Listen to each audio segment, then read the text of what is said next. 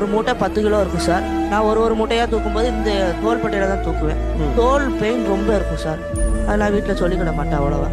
ஒரு மாதிரி ஒரு கழிச்சே பேசுறீங்களே, அந்த வலி இருக்கான்னு? எங்கிட்ட வலி ரொம்ப இருக்கும் சார். எனக்கு அடிக்கடி இருக்கும். எப்போவுமே எனக்கு கிட்டத்தட்ட ரொம்ப பெயினாக இருக்கும். ரொம்ப கஷ்டப்பட்டுருக்கோம்.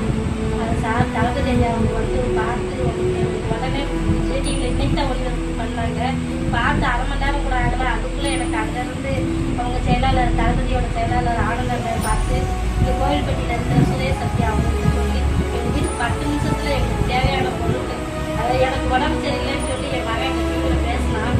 அதை அவங்க அவ்வளோ இதாக கவனமாக பார்த்து எனக்கு எலும்பு தேய்மானம் இருக்கிறதுனால உடனே எனக்கு மெத்த வாங்கி கொடுக்கணும்னு சொல்லி எனக்கு மெத்த வாங்கி கொடுத்து பணம் அக்கௌண்ட்டில் எங்களுக்கு 25,000 போட்டு விட்டுருக்காங்க. அதுக்கு ரொம்ப ரொம்ப நன்றி. நான் இவ்வளோ தூரத்துக்கு என் மகன் பேசினது அவங்க பார்ப்பாங்க, அதாவது தளபதி சார்லாம் பார்ப்பாங்க நான் கொஞ்சம் கூட நினச்சே பார்க்கல. அவங்க பார்த்து அவங்க மூலிமா எங்களுக்கு இவ்வளோ